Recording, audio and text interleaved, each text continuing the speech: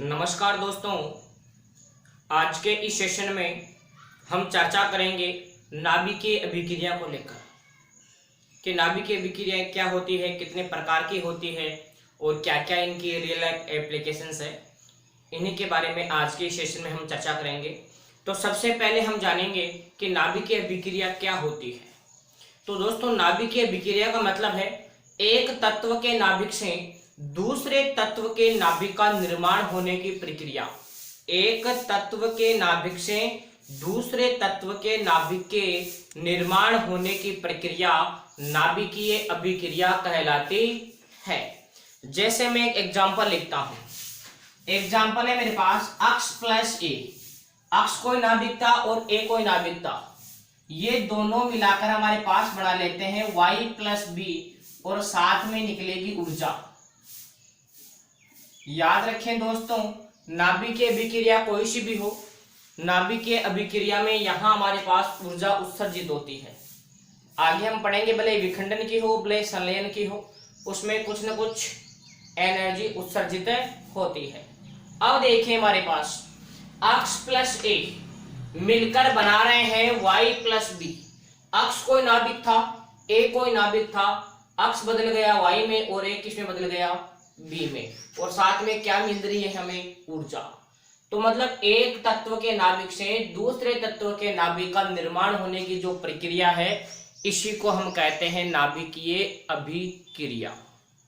दोस्तों, नाभिकीय जो अभिक्रिया है वो मुख्य रूप से 4 नियमों की पालना करती है।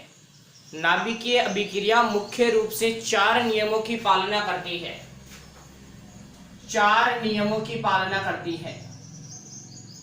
नाभिकीय अभिक्रिया 4 नियमों की पालना करती है। 4 नियमों की पालना। अब वो 4 नियम कौन कौन से हैं?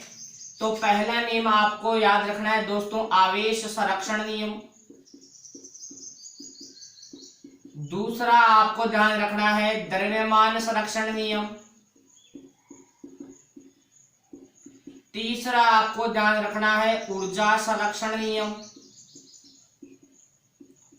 और चौथा आपको ध्यान रखना है द्रव्यमान ऊर्जा संरक्षण नियम। द्रव्यमान ऊर्जा संरक्षण नियम। तो ये भी एक अच्छा क्वेश्चन है कि नाभिकीय अभिक्रिया किन किन नियमों की पालना करती है। तो नाभिकीय अभिक्रिया मुख्य रूप से 4 नियमों की पालना करती है। पहला नियम है आवेश संरक्षण नियम, दूसरा द्रव्यमान संरक्षण नियम, तीसरा ऊर्जा संरक्षण नियम और चौथा है द्रव्यमान ऊर्जा संरक्षण नियम। तो नाभिकीय अभिक्रिया में कुल मिलाकर 4 नियमों की पालना होती है। अगर हम बात करें नाभिकीय अभिक्रिया के प्रकारों की कि नाभिकीय अभिक्रिया कितने प्रकार की होती है, तो दोस्तों नाभिकीय अभिक्रिया 2 प्रकार की होती है। पहला जो प्रकार है उसको हम कहते हैं नाभिकीय विखंडन। पहला जो प्रकार है इसको हम कहेंगे नाभिकीय विखंडन।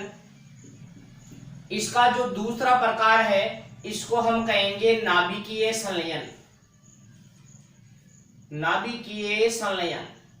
तो नाभिकीय अभिक्रिया मुख्य रूप से 2 प्रकार की होती है, नाभिकीय विखंडन और नाभिकीय संलयन।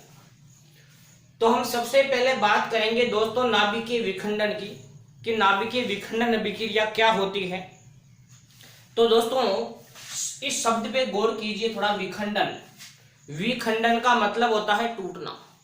विखंडन का मतलब क्या होता है, टूटना। जब कोई भारी नाभिक 2 हल्के नाभिकों में टूटता है, जब कोई भारी नाभिक 2 हल्के नाभिकों में टूटता है, तो इस प्रकार की अभिक्रिया को हम नाभिकीय विखंडन अभिक्रिया कहते हैं। जब कोई भारी नाभिक 2 या 2 से अधिक हल्के नाभिकों में टूटता है, तो इस प्रकार की अभिक्रिया को हम नाभिकीय अभिक्रिया कहते हैं।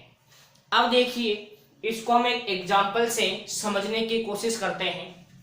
विखंडन के अंदर मैंने एक एग्जाम्पल लिया दोस्तों, यूरेनियम 92-235, ठीक है। इसके ऊपर जब न्यूट्रॉन की बौछार की जाती है, यूरेनियम 92-235 के ऊपर जब न्यूट्रॉन की बौछार की जाती है, तो ये जो यूरेनियम का नाभिक है ये बनाता है बेरियम का नाभिक, बेरियम 56 141, क्रिप्टॉन 36 92 और साथ में यहाँ से लगभग 2.5 न्यूट्रॉन निकलते हैं। मैं 3 लिख रहा हूं और साथ में यहाँ से निकलेगी क्यों।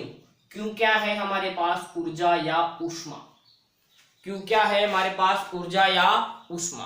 तो देखिए, जब यूरेनियम 92 235 के ऊपर न्यूट्रॉन की बौछार करवाई जाती है तो यूरेनियम का जो नाभिक है, यूरेनियम का जो नाभिक है ये बेरियम 56 141 और क्रिप्टॉन 36 92 के नाभिकों में परिवर्तित हो जाता है।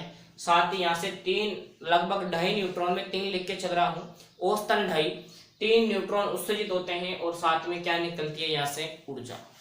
तो दोस्तों, मैं यहाँ से 2 चीजें मुझे पता चल सकती है, आवेश का संरक्षण और द्रव्यमान का संरक्षण। तो देखिए, यहाँ पर आवेश कितना? 92 और 0, तो टोटल आवेश बढ़ेगा 92 ई, यहाँ से बढ़ेगा 0 ई। ठीक है, इधर से देखो 36 और 56 कितने हो गए दोस्तों? ये भी 92 हो गए। यहाँ पर तो आवेश 0 है, यहाँ पर आवेश है नहीं, तो यहाँ पर भी देखो टोटल 92 ई आवेश और यहाँ पर भी कितना आवेश? 92 ई। दोस्तों ये 92 तो थे नंबर ऑफ इलेक्ट्रॉन, एक इलेक्ट्रॉन पर ई आवेश होता है, तो 92 पर कितना होगा? Q बराबर Ne से, Q बराबर Ne से लिखा है मैंने। तो आवेश संरक्षण नियम की पालना हो रही है यहाँ, ये मैंने समझने के हिसाब से लिखा है। अगर आपको पूछा जाए कि नाभिकीय विखंडन अभिक्रिया से आप क्या समझते हैं, तो आपको इसकी सिंपली परिभाषा लिखनी है और साथ में बिना पूछे आपको एग्जाम्पल भी लिखना। जब भी परिभाषा पूछी जाए, अगर कोई फॉर्मूला आ रहा है फॉर्मूला लिखें, ठीक है। अगर कोई अभिक्रिया है अभिक्रिया लिखें आप, ठीक है। तो नाभिकीय विखंडन अभिक्रिया क्या होती है कि जब कोई भारी नाभिक टूटकर 2 या 2 से अधिक हल्के नाभिकों का निर्माण करता है, तो इस प्रकार की अभिक्रिया को हम नाभिकीय विखंडन अभिक्रिया कहते हैं और आपको एग्जाम्पल याद रखना है। अब देखिए यहां पर इसमें आपको 2 छोटी छोटी बातें ध्यान रखनी है। यहां द्रव्यमान संरक्षण की बात करें तो 235 और ये कितना हुआ? 236 और 141 और 92 233 और यहाँ से 3 236, लेकिन लगभग 2.5 न्यूट्रॉन निकलते हैं। तो यहाँ से हालांकि द्रव्यमान की कुछ हल्की फुल्की हानि होती है जो कि ऊर्जा के रूप में परिवर्तित हो जाती है। तो यहाँ से देखिए आवेश संरक्षण नियम की पालना भी हो रही है और हमारे पास द्रव्यमान संरक्षण नियम की पालना भी हो रही है। अब यहाँ से आपको 2 बातें और ध्यान रखनी है। एक यूरेनियम 92 235, एक यूरेनियम 92 235 के विखंडन से कितनी ऊर्जा उत्सर्जित होती है? विखंडन से ऊर्जा, तो आपको याद रखना है 200 मेगा इलेक्ट्रॉन वोल्ट। एक यूरेनियम 92 235 के विखंडन से कितनी ऊर्जा उत्सर्जित होती है? तो आप कहेंगे 200 मेगा इलेक्ट्रॉन वोल्ट। एक बात और ध्यान रखनी है, यूरेनियम 92 235 के विखंडन से एक ऐसे लिख दो, एक यूरेनियम 92 235 के विखंडन से कितने न्यूट्रॉन उत्पन्न होते हैं? न्यूट्रॉन की उत्पत्ति, कितने न्यूट्रॉन उत्पन्न होते हैं? तो आप बताएंगे औसतन 2.5 न्यूट्रॉन, लगभग 2.5 न्यूट्रॉन उत्सर्जित होते हैं। ये दोनों अच्छे क्वेश्चन हैं। एक यूरेनियम 92 235 के विखंडन से कितनी ऊर्जा प्राप्त होती है पूछा जा सकता है आपसे, तो आप कहेंगे 200 मेगा इलेक्ट्रॉन वोल्ट, ठीक है। और ये आपकी बुक में एक एग्जांपल भी दे रखा है कि 200 मेगा इलेक्ट्रॉन वोल्ट कैसे आया। मैंने आपको बंधन ऊर्जा निकालनी बताई थी, सेम उसी पैटर्न से आपको क्वेश्चन सोल्व करना है। आपकी बुक में एग्जाम्पल भी दे रखा है, थोड़ा ध्यान रखेंगे। एक यूरेनियम 92 235 के विखंडन से कितनी ऊर्जा उत्सर्जित होती है? तो आप बताएंगे 200 मेगा इलेक्ट्रॉन वोल्ट। और एक यूरेनियम 92 235 के विखंडन से कितने न्यूट्रॉन उत्सर्जित होते हैं? तो आप बताएंगे औसतन 2.5 न्यूट्रॉन, लगभग 2.5 न्यूट्रॉन उत्सर्जित होते। अब हम बात करेंगे दोस्तों नाभिकीय श्रृंखला अभिक्रिया को लेकर, न्यूक्लियर चेन रिएक्शन। नाभिकीय श्रृंखला अभिक्रिया क्या होती है, ध्यान दीजिएगा। ये हमारे पास न्यूट्रॉन है 0n1, जब ये यूरेनियम के ऊपर यूरेनियम से टकराता है, यूरेनियम 92 235, तो हमने पढ़ा कि ये क्या क्या बनाता है। ये बनाएगा बेरियम 56 141, क्रिप्टॉन 36 बाण में और साथ ही साथ 3 न्यूट्रॉन देगा ये 0n1, 0n1 और 0n1। ये न्यूट्रॉन फिर आगे जाकर यूरेनियम से टकराएगा, बाण में 235 से टकराएगा, तो वही यहां से कितना, वही बेरियम 56 141, क्रिप्टॉन 36 बाण में और साथ में देगा 3 न्यूट्रॉन 0n1, 0n1, 0n1। इस तरीके से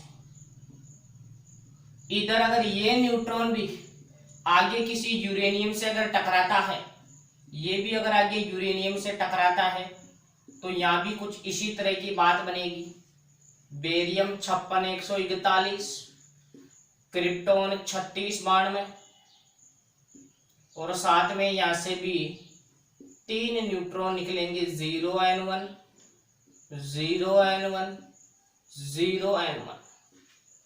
ऐसे ये जो न्यूट्रॉन है ये भी आगे यूरेनियम से टकराएगा, तो इसी तरह की बात बनेगी।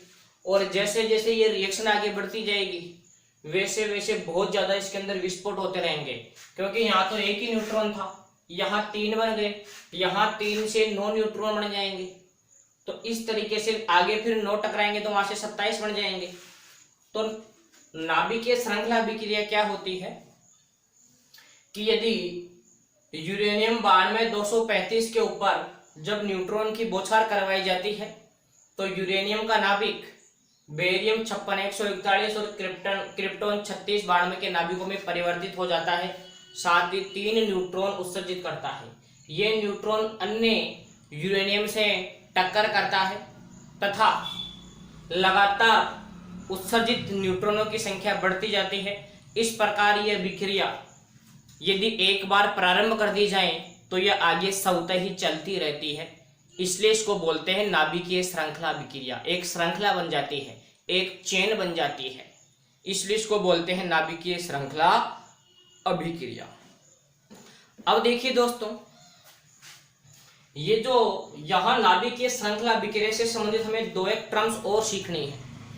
एक तो है हमारे पास क्रांतिक द्रव्यमान, एक हमारे पास टर्म चलती है दोस्तों क्रांतिक द्रव्यमान, क्रिटिकल मास। तो क्रांतिक द्रव्यमान क्या होता है?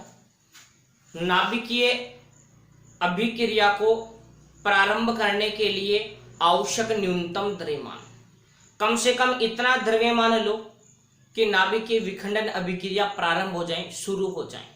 तो नाभिकीय विखंडन अभिक्रिया को प्रारंभ करने के लिए आवश्यक न्यूनतम द्रव्यमान को ही हम क्रांतिक द्रव्यमान कहते हैं। दूसरी टर्म है न्यूट्रॉन गुणन गुणांक, न्यूट्रॉन गुणन गुणांक या इसी को हम कहते हैं पुनरुत्पादन गुणांक।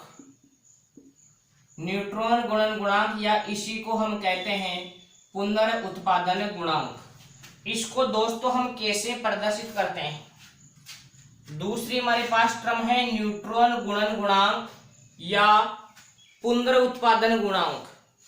इसको हम कैसे प्रदर्शित करते हैं और इसका फॉर्मूला क्या होता है? इसका फॉर्मूला होता है विखंडन की किसी पीढ़ी में, विखंडन की किसी पीढ़ी में न्यूट्रॉन, विखंडन की किसी पीढ़ी में न्यूट्रॉनों की संख्या बटा इससे एक पीढ़ी पूर्व में, इससे एक पीढ़ी पूर्व में न्यूट्रॉनों की संख्या, इससे एक पीढ़ी पूर्व में न्यूट्रॉनों की संख्या, विखंडन की किसी पीढ़ी में न्यूट्रॉनों की संख्या तथा ये जो आपने ऊपर पीढ़ी ली इससे एक पीढ़ी पूर्व में न्यूट्रॉनों की संख्या। या फिर यहां लिख सकते हैं वर्तमान पीढ़ी में न्यूट्रॉनों की संख्या बटा वर्तमान पीढ़ी से एक पीढ़ी पूर्व में न्यूट्रॉनों की संख्या का जो अनुपात है इसी को हम कहते हैं न्यूट्रॉन गुणन गुणांक या पुनरुत्पादन गुणांक, रिप्रोडक्शन कोफिशिएंट। तो क्या हुआ? विखंडन की किसी पीढ़ी में न्यूट्रॉनों की संख्या तथा इस पीढ़ी से एक पीढ़ी पूर्व में न्यूट्रॉनों की संख्या का जो अनुपात है, इसी को हम न्यूट्रॉन गुणन गुणांक या पुनरुत्पादन गुणांक कहते हैं। अब देखिए दोस्तों, ऊपर है वर्तमान पीढ़ी और नीचे है एक पहले वाली पीढ़ी। सपोज मेरे पास वर्तमान पीढ़ी में, ध्यान देना यहाँ हम के 3 मानों की हम चर्चा करेंगे। के हम 3 मान लेकर चर्चा करेंगे। के 3 मान कौन कौन से, यहाँ हम चर्चा कर लेते हैं। के 3 मान, जैसे वर्तमान पीढ़ी में 100 न्यूट्रॉन है और इससे पहले वाले में मेरे पास न्यूट्रॉन थे सपोज 40, तो यहां से विखंडन के का मान 1 से कम आएगा, के का मान 1 से ज्यादा आएगा।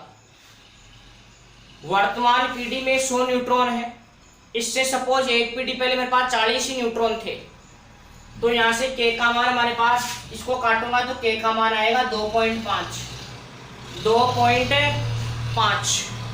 अब के का मान 2.5 क्या बता रहा है, आपके पास पहले 40 न्यूट्रॉन थे, अब आपके पास 100 न्यूट्रॉन है, तो आगे आपके पास न्यूट्रॉनों की संख्या और ज्यादा बढ़ेगी, तो उसमें विखंडन की दर बढ़ेगी या घटेगी, तो विखंडन की दरें बढ़ेगी।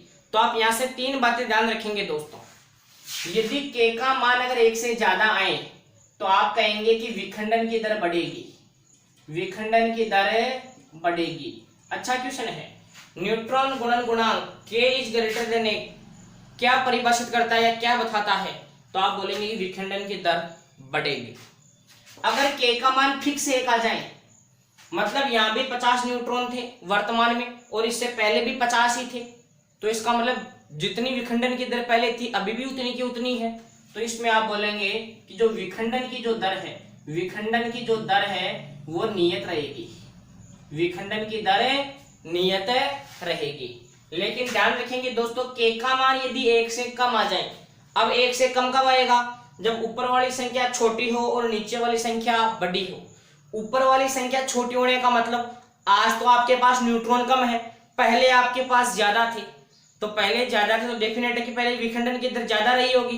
तो यहाँ के का मान अगर 1 से कम है तो इसमें आप बोलेंगे कि विखंडन की दरें घटेगी, विखंडन की जो दर है वो घटेगी। तो दोस्तों ये आपको विशेष ध्यान रखना है। क्रांतिक द्रव्यमान कि नाभिकीय विखंडन अभिक्रिया को प्रारंभ करने के लिए आवश्यक न्यूनतम द्रव्यमान क्रांतिक द्रव्यमान कहलाता है। न्यूट्रॉन गुणन गुणांक या पुनरुत्पादन गुणांक क्या होगा कि विखंडन की किसी पीढ़ी में न्यूट्रॉनों की संख्या तथा इस पीढ़ी से एक पीढ़ी पूर्व में न्यूट्रॉनों की संख्या का जो अनुपात है उसी को न्यूट्रॉन गुणन गुणांक या पुनरुत्पादन गुणांक कहते हैं। फिर के 3 मान हो सकते हैं। के का मान 1 से ज्यादा तो विखंडन की दर बढ़ेगी, के का मान 1 के बराबर है तो विखंडन की दर नियत रहेगी, और के का मान अगर 1 से कम है तो विखंडन की दर घटे। 1-2 छोटी छोटी बातें और सीखेंगे। यहाँ जो न्यूट्रॉन उत्पन्न हो रहे हैं, जैसे यहाँ 3 हुए, यहाँ भी 3, यहाँ भी 3, ये सभी के सभी न्यूट्रॉन अभिक्रिया में भाग नहीं लेते हैं। नाभिकीय विखंडन अभिक्रिया में उत्पन्न सभी न्यूट्रॉन अभिक्रिया में भाग नहीं लेते। इनमें कुछ न्यूट्रॉन तो तीव्रगामी होने की वजह से तंत्र से बाहर निकल जाते हैं तथा कुछ न्यूट्रॉन यूरेनियम 92-238 द्वारा अवशोषित कर लिए जाते हैं। तो न्यूट्रॉन की यहाँ उत्पत्ति भी होती है और यहाँ न्यूट्रॉन का क्षरण भी होता है, मतलब न्यूट्रॉन नष्ट भी होते हैं। तो यहाँ जो न्यूट्रॉनों की जो क्षरण की दर है, यहाँ न्यूट्रॉनों के क्षरण की दर, क्षरण का मतलब होता है दोस्तों नष्ट होना। न्यूट्रॉनों की जो क्षरण की दर है वो 4πr² के समानुपाती होती है। और न्यूट्रॉनों के उत्पत्ति की अगर दर की बात करें, न्यूट्रॉनों के उत्पत्ति की दर, वो जो दर है ये आयतन के समानुपाती होती है। 4/3πr³। न्यूट्रॉनों के जो उत्पत्ति की जो दर है वो 4/3πr³ के समानुपाती, जबकि जो क्षरण की दर है वो 4πr² के समानुपाती। तो इसको आप ऐसे याद रखना दोस्तों, क्षरण तो होता है क्षेत्रफल में, और आपको पता है गोले का क्षेत्रफल कितना होता है दोस्तों, 4πr²। आसानी से याद रह जाएगा। क्षरण होता है क्षेत्रफल में, मतलब 4πr² के समानुपाती होता है क्षरण की दर, जबकि उत्पत्ति की दर थोड़ी ज्यादा होती है। भाई उत्पत्ति की दर कम रह जाएगी तो फिर तो अभिक्रिया चलेगी नहीं, इसलिए उत्पत्ति की दर आयतन के समानुपाती होती है। गोले का आयतन होता है 4/3πr³। तो इसका आप एक स्क्रीनशॉट लीजिए दोस्तों। अब देखिए दोस्तों, हम बात कर रहे थे नाभिकीय अभिक्रियाओं की। तो अभी तक हमने क्या क्या सीखा? नाभिकीय अभिक्रिया।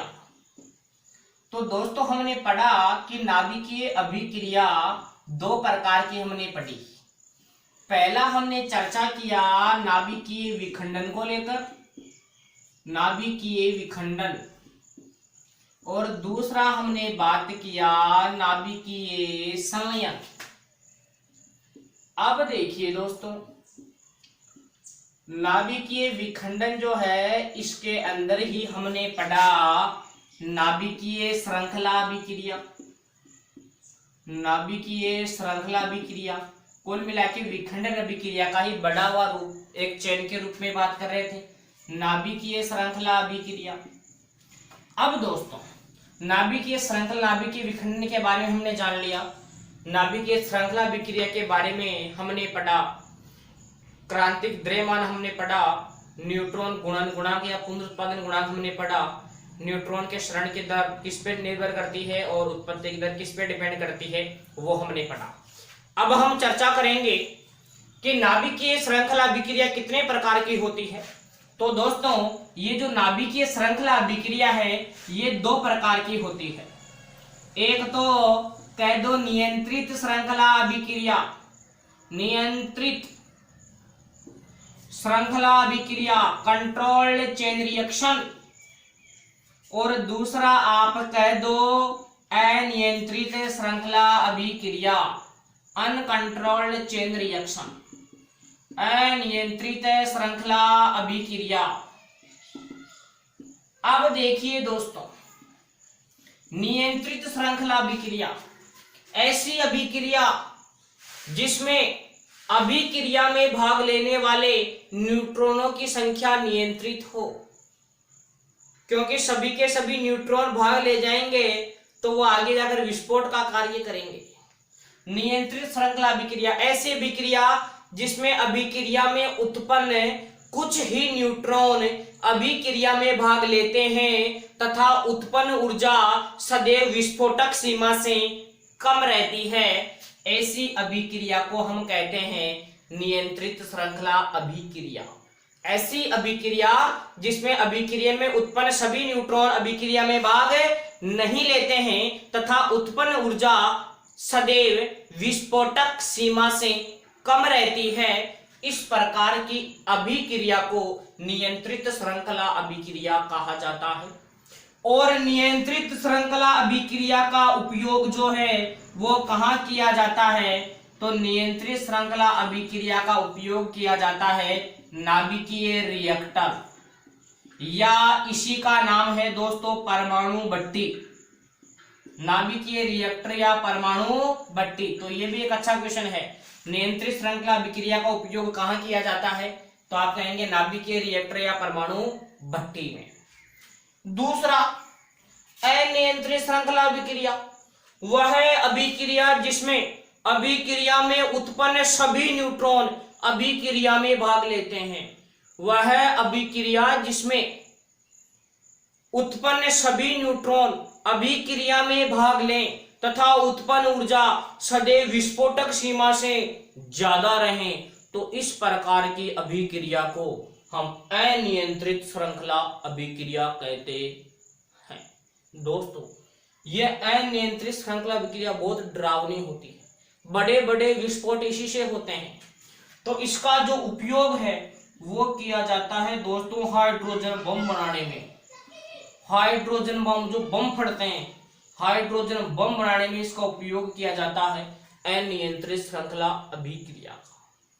तो यहां कंप्लीट होती है हमारे पास नाभिकीय विखंडन अभिक्रिया, और उससे जुड़ी हुई जो भी टर्म्स थी उसकी हमने चर्चा की दोस्तों। अब हम बात करेंगे नाभिकीय संलयन अभिक्रिया। विखंडन में क्या था? बड़ा नाभिक दो छोटे छोटे नाभिकों में टूट रहा था, यहां कुछ उल्टी कहानी होगी दोस्तों। नाभिकीय संलयन अभिक्रिया वह अभिक्रिया जिसमें दो या दो से अधिक छोटे छोटे नाभिक मिलकर एक बड़े नाभिक का निर्माण करते हैं, तो इस प्रकार की अभिक्रिया को हम नाभिकीय संलयन अभिक्रिया कहते हैं। वह अभिक्रिया जिसमें दो या दो से अधिक छोटे नाभिक मिलकर किसी बड़े नाभिक का निर्माण करते हैं, तो इस प्रकार की अभिक्रिया को हम नाभिकीय संलयन अभिक्रिया कहते हैं। देखिए, सूर्य भगवान सारी दुनिया को ऊर्जा की सप्लाई करते हैं। इतनी ऊर्जा आती कहां से है? तो सूर्य पर ऊर्जा का मुख्य स्रोत भी दोस्तों नाभिकीय संलयन ही है।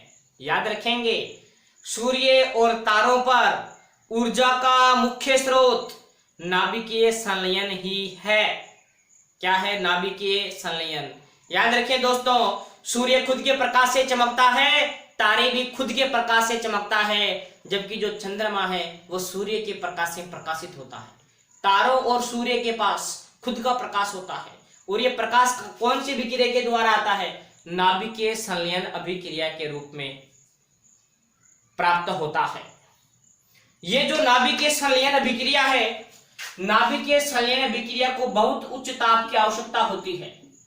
नाभिकीय संलयन अभिक्रिया को बहुत उच्च ताप की आवश्यकता होती है। लगभग 10⁻6 से 10⁸ केल्विन ताप की आवश्यकता होती है। बहुत उच्च ताप की आवश्यकता होती है, इसलिए नाभिकीय संलयन अभिक्रिया को हम ताप नाभिकीय अभिक्रिया भी कहते हैं। याद रखेंगे दोस्तों, इसको हम ताप नाभिकीय अभिक्रिया भी कहते हैं। नाभिकीय संलयन अभिक्रिया को संपन्न होने के लिए बहुत उच्च ताप की आवश्यकता होती है, इसलिए नाभिकीय संलयन अभिक्रिया को ताप नाभिकीय अभिक्रिया भी कहते हैं। ताप 10⁻6 से 10⁸ बहुत ज्यादा ताप हो गया दोस्तों। ये ताप प्रयोगशाला में मेंटेन करना संभव नहीं है, अतः नाभिकीय संलयन अभिक्रिया प्रयोगशाला में संपन्न नहीं करवाई जाती। यही कारण है कि नाभिकीय संलयन अभिक्रिया प्रयोगशाला में संपन्न नहीं करवाई जाती है, क्योंकि ये प्रैक्टिकली पॉसिबल नहीं है। आपने देखा होगा दोस्तों, विखंडन तो करवा लेते हैं, जैसलमेर के पोखरण के अंदर विखंडन तो करवा लिया जाता है, लेकिन ऐसा थोड़ी है कि सूर्य की तरह हम भी ऊर्जा बढ़ाएंगे साहब। आज तक आपने नहीं देखा होगा, क्योंकि इसके लिए बहुत ज्यादा उच्च ताप की आवश्यकता होती है। 10⁻6 से लगभग 10⁸ केल्विन ताप, ये ताप प्रयोगशाला में मेंटेन नहीं किया जा सकता। सूर्य पर जो ऊर्जा हमें प्राप्त होती है वो दोस्तों प्रोटॉन चक्र के रूप में संपादित होती है। हमें जो सूर्य से ऊर्जा मिलती है वो सूर्य पर एक चक्र चलता है जिसको हम बोलते हैं पीपी चक्र। पीपी, ये पीपी बच्चों वाली नहीं है दोस्तों, पीपी का मतलब है प्रोटॉन चक्र। देखिए, यहां मैंने लिया एक प्रोटॉन 1H1, एक और प्रोटॉन 1H1, दोनों जुड़ गए और जुड़कर बना दिया दोस्तों 1H2, और साथ में बना दिया दोस्तों क्या? एक पॉजिट्रॉन प्लस 1E0। और याद रखेंगे, जब भी पॉजिट्रॉन निकलेगा उसके साथ में एक कण निकलेगा न्यूट्रिनो। क्या बोलेंगे इसको? न्यूट्रिनो। और साथ में आएगी ऊर्जा Q, साथ में आएगी ऊर्जा Q। क्लियर हुआ? देखिए, एक और एक कितना? 2, यहाँ भी एक और एक कितना? 2, यहाँ भी एक और एक 2, यहाँ भी 2। तो नीचे आवेश संरक्षण नियम की पालना हो रही है और ऊपर द्रव्यमान संरक्षण नियम की पालना हो रही है। अब देखो, ये हाइड्रोजन की जो प्रोटॉन था वो इसके अंदर बदल गया 1H2, और 1H2 भी क्या करेगा? फिर प्रोटॉन के साथ दोस्ती करेगा, और दोस्ती करेगा तो फिर ये बड़ा आदमी बनेगा। बड़ा आदमी बनने का मतलब ये हीलियम बढ़ा देगा 2He3। क्या बना देगा? 2He3। देखो, एक और एक 2, 2 और एक 3, एक और एक 2, 2 आ रहा है। आवेश रक्षण नियम, ऊपर देखो द्रव्यमान, 2 और एक 3, 3 आ रहा है, लेकिन साहब ऊर्जा तो निकलेगी। ध्यान रखें। देखो, फिर क्या करेगा? ये 2He3 फिर और दोस्ती करेगा आगे, और दोस्ती करेगा तो और बड़ा आदमी बनेगा ये, और ये बना देगा साहब 2He4। क्या बना देगा? 2He4। साथ में ये देगा एक पॉजिट्रॉन प्लस 1E0, और पॉजिट्रॉन के साथ में न्यूट्रिनो, और साथ में ऊर्जा Q। पॉजिट्रॉन आएगा और पॉजिट्रॉन के साथ में हमारे पास ऊर्जा आएगी Q। क्लियर? देखो 2 और 1 3, देखो 2 और 1 3, ये दोस्तों पॉजिट्रॉन का संकेत होता है। जिस प्रकार से इलेक्ट्रॉन होता है उसी प्रकार से पॉजिट्रॉन होता है। इलेक्ट्रॉन पर ऋणावेश होता है, पॉजिट्रॉन के ऊपर धनावेश होता है, ध्यान रखेंगे। अब देखो तो फाइनली हुआ क्या, ये जो 1H1 था, जो प्रोटॉन था, वो किसके अंदर कन्वर्ट हो गया दोस्तों, हीलियम के नाभिक के अंदर कन्वर्ट हो गया। जो प्रोटॉन था फाइनली वो किसके अंदर कन्वर्ट हो गया, वो हीलियम के नाभिक में कन्वर्ट हो गया। अब देखो क्या बात बनी, इधर से देखो कितने प्रोटॉन, 1 प्रोटॉन, 2 प्रोटॉन, 3 प्रोटॉन और 4 प्रोटॉन। कितने प्रोटॉन है इधर, 4। तो देखो 4 तो हो गए प्रोटॉन, 4 1H1, 4 प्रोटॉन हो गए साहब। फिर इधर एक और क्या बचा, इधर बचा 1H2, देखो 1H2 बच रहा था ना, और इधर एक बचा 2He3, 2He3। देखो इधर क्या क्या बनाया, इधर हमारे पास बना, एक तो बना 1H2, ये लो 1H2, और क्या बना, एक बना 2He3, ये लो 2He3। फिर एक क्या बन रहा है हमारे पास, 2He4। एक तो 1H2 बना, एक 2He3 बना, एक 2He4 बना। पॉजिट्रॉन कितने बन रहे हैं, एक तो पॉजिट्रॉन ये रहा और एक पॉजिट्रॉन ये रहा। यहां हम दोस्तों जोड़ रहे हैं, दोनों को जोड़ रहे हैं, ज्यादा दिमाग नहीं लगाए आप। लेफ्ट हैंड साइड को लेफ्ट हैंड साइड में, राइट हैंड साइड को राइट हैंड साइड में। तो 1H2, इधर 2He3, 2He4। पॉजिट्रॉन कितना, एक और एक 2, 2 पॉजिट्रॉन, 1E0 और 2 पॉजिट्रॉन है तो न्यूट्रिनो भी कितने निकलेंगे, न्यूट्रिनो भी 2 ही निकलेंगे, 2 न्यूट्रिनो। और देखो क्यू क्यू क्यू, ऊर्जा, तो ऊर्जा या खूब सारी ऊर्जा, तो यहां हमारे पास खूब सारी ऊर्जा क्यू। अब देखो दोनों को काट दो, 1H2 से 1H2 कट गया, 2He3 से 2He3 कट गया। अरे बचा क्या फाइनल, तो फाइनली बचा साहब 4 1H1, 4 प्रोटॉन मिलकर क्या बना दिया, 2He4 बना दिया, हीलियम का नाभिक बना दिया। साथ में हमारे पास पॉजिट्रॉन, दोस्तों 2 पॉजिट्रॉन थे यहाँ पर, तो साथ में हमारे पास +2 1E0 और साथ में 2 न्यूट्रिनो और खूब सारी ऊर्जा। देखो तो हमारे पास रिएक्शन हुई क्या, फाइनल रिएक्शन हमारे पास ये बनी कि जो हाइड्रोजन का जो नाभिक था 1H1, वो फाइनली किसके अंदर कन्वर्ट हो गया, हीलियम के अंदर कन्वर्ट हो गया। साथ में 2 क्या निकले, पॉजिट्रॉन, और पॉजिट्रॉन जब भी निकलेगा कौन सा कण निकलेगा, न्यूट्रिनो। 2 पॉजिट्रॉन तो 2 न्यूट्रिनो और साथ में खूब सारी ऊर्जा। याद रखेंगे दोस्तों, यहां ये जो क्यों है हमारे पास ऊर्जा, और याद रखेंगे एक प्रोटॉन चक्कर में लगभग 26.7 मेगा इलेक्ट्रॉन वोल्ट ऊर्जा उत्सर्जित होती है। यह भी एक अच्छा क्वेश्चन है, एक प्रोटॉन चक्कर में कितनी ऊर्जा उत्सर्जित होती है, 26.7 मेगा इलेक्ट्रॉन वोल्ट। देख हाइड्रोजन मिलकर क्या बना रहा है, हीलियम। तो क्या 4 हाइड्रोजन मिलकर हीलियम बना रहे हैं, तो क्या छोटे नाभिक मिलकर बड़ा नाभिक नहीं बना रहे हैं, क्या बना रहे हैं ना। हाइड्रोजन छोटा परमाणु क्रमांक 1, हीलियम का 2, तो हाइड्रोजन मिलकर किसका निर्माण कर रहे हैं, 4 हाइड्रोजन मिलकर, 4 हाइड्रोजन के नाभिक जुड़कर एक हीलियम का नाभिक बना रहे हैं। इसलिए हम इसको कहते हैं नाभिकीय संलयन अभिक्रिया। अगर पूछा जाए कि सूर्य पर ऊर्जा का मुख्य स्रोत क्या है, तो या तो आप कह देना नाभिकीय संलयन, और ज्यादा अच्छा कहना चाहो तो कह देना प्रोटॉन चक्र। और ये रिएक्शन थोड़ी सी आपको ध्यान रखनी है, हल्की, ठीक है। तो आई होप कि आपको ये वीडियो अच्छे से क्लियर हुआ होगा कि नाभिकीय अभिक्रिया किसे कहते हैं, कितने प्रकार की होती है, क्या नाभिकीय विखंडन होता है, क्या नाभिकीय संलयन होता है। अगर वीडियो पसंद आया है दोस्तों, तो इस वीडियो को ज्यादा से ज्यादा अपने दोस्तों के पास शेयर कीजिएगा, चैनल को सब्सक्राइब कीजिएगा। थैंक यू, जय हिंद।